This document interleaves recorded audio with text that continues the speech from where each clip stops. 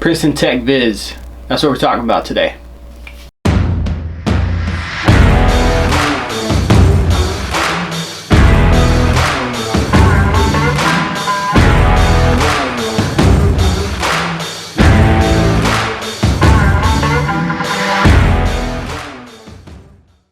Hey, what's up? It's Josh from the Dialed In Hunter. I've got another gear review for you today. Today we're going to be talking about the Princeton Tec Vizz. This is a headlamp that I got late last fall. I've put it through the ringer. I've been super impressed with it, and I just wanted to share it with you guys. So a couple general specs on this headlamp. It's 550 lumens, so it's super bright. There's 3 different lighting modes on it. You have a max bright mode, an ultra bright mode in white, and an ultra bright mode in red.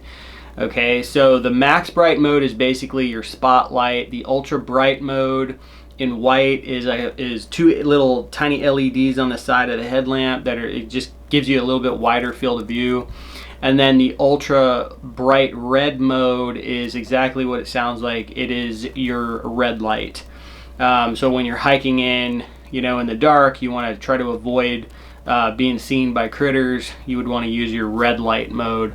And that is 2 tiny LEDs on the sides of the headlamp with a wider field of view, and it actually works. I've used other headlamps in the past, and their red mode, it's like anything past eating a freeze-dried meal in the morning, it was kind of useless. This actually works, and you can see with it. So I've been really impressed with that. The headlamp weighs 3.2 ounces, so it's pretty lightweight, and it takes 3 AAA batteries. Show you the headlamp right here, kind of just a general layout of how this thing is set up. So there's just one button right up here on the top, and you got your headband. Obviously this is adjustable, and then your batteries go in right here. There's a little screw here that loosens pretty easy. Just undo that, and your batteries are right there. Screw that back in, ready to rock. Along with that, there is a locking mode, which for me is absolutely essential with a headlamp. It's non-negotiable. If a headlamp doesn't have a locking mode on it, for me, it's a waste of time. I've used headlamps in the past that didn't have a locking mode and been disappointed at least one time getting out in the field and realizing my headlamp was on the entire time inside of my backpack and the batteries were dead. So got to have a locking mode. This thing has it. So how this thing works is, like I said, there's only one button on it, okay? And so when you press this button once, your red light comes on immediately. Okay, that's the first mode in the cycle of lights that you have. Hit it again, turns off. Now if you want to go to a different mode, all you would do is hit the button consecutively one after another. So you would go boom, boom, and there's your spotlight mode. If you want to just turn it off, turn it off. If you want to get to the next mode, the third mode, which is the ultra bright white mode, you would go 1, 2, 3. Now you're on the ultra bright mode, and then if you want to turn it off, you just hit it, turn it off. In order to lock the headlamp, you would hold this button down. I think it's for 5 seconds, and then this will blink red on you. So I'll show you right here. Hold that down. This light is on right now, and then it turns off, and you can see that is blinking red. So now the headlamp is locked. To unlock the headlamp, you would just hold this down, button blinks red, and then the button's blinking red again. That means that the headlamp is now unlocked, and you can go back to using it how you see fit. Another cool feature of this headlamp is the battery life. This was probably the most impressive thing with this whole headlamp for me. Princeton Tec on their website says it has a burn time of 90 hours. That was very hard to believe when I first read it on the website, but after using it in the field, I think it's pretty dang close. So the first time I used this, I was on an elk hunt here in Arizona. I hunted for 10 days, okay? Early mornings in the dark, hiking the glassing spots, you know, hiking back to the truck in the dark, camp life at night, you know, making dinner and stuff like that. And I was doing some pretty big hikes in the dark on the way back to my truck, like hour plus hikes in the dark with the headlamp for 10 days. Normally on a hunt like that, I would have to change batteries in my headlamp. I didn't have to change batteries once on the whole hunt. And in fact, like right towards the end of it was when I was like, I started thinking about it. It was literally the last hike back to my truck when I was going home on the 10th day when I was like, oh, I should probably change the batteries. But I was still able to get back to my vehicle. Like it had the capability, it had the brightness to do that.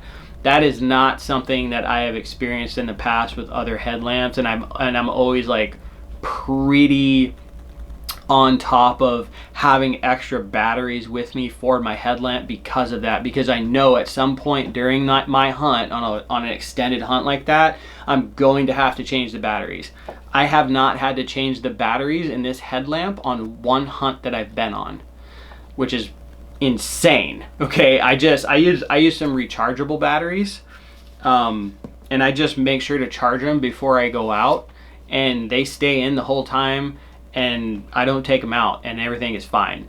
So pretty impressed with the battery life. That right there has been that's probably the biggest selling point to me on this headlamp. Another thing I like about this headlamp as far as the battery life is concerned is its performance as it loses battery. Okay, so other headlamps I've used, sometimes, not sometimes, all the time, it seems like it goes from super bright and then all of a sudden it's like I'm dead and it's super dim. Okay, that has not been the case for this. It has been a very gradual decrease in brightness that is honestly really, really hard to notice until you get to like one extreme end or the other. So like either fully charged or on its way out. That time in between, it is not like, it's not jumpy, and so you're not going to be like, oh yeah, I can see fine. Then all of a sudden you turn on your headlamp the next day and it's super dim. That's not going to happen with this, and that was something else that I really liked about it. My overall experience with this headlamp has been very positive. Okay, so the first hunt I took this on was a 10-day elk hunt here in Arizona. Like I said before, I was super impressed with the battery life on that. That was like the biggest standout of this headlamp on that hunt. I was doing big hikes at night to get back to camp through really thick country that is hard to navigate through in the dark, and this thing was always there and got me back to camp, you know, in one piece. I also had it on a backcountry deer hunt here in Arizona. Worked great. That was a colder hunt, which was I was interested to see how this thing would work on that, and it performed fine. No hiccups, no glitching on the headlamp, and no cracking. Like I was saying, no cracking on the durability front of things.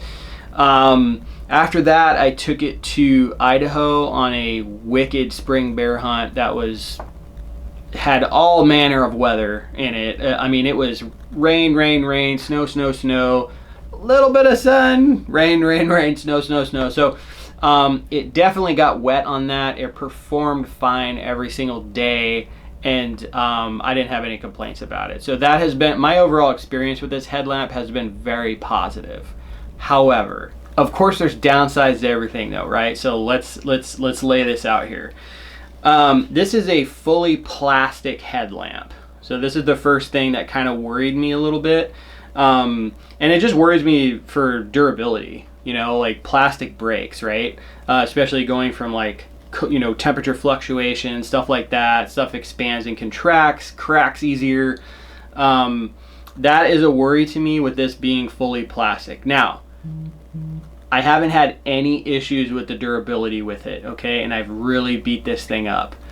But in future models of this, future generations of this headlamp, it might be cool to see it, maybe some more rubber or something that is a little more durable, because it is fully plastic. The other downside to me of this is you have to cycle through. If you're using a mode past the first mode, that is the red ultra bright mode, you have to cycle to that mode every single time you turn on the headlamp. Okay, so for me, I usually use that ultra bright white mode, which is the third mode on the headlamp. All right, so in order to get to that, I have to go 1, 2, 3, and then I'm on that, right? Okay, cool, we're all good.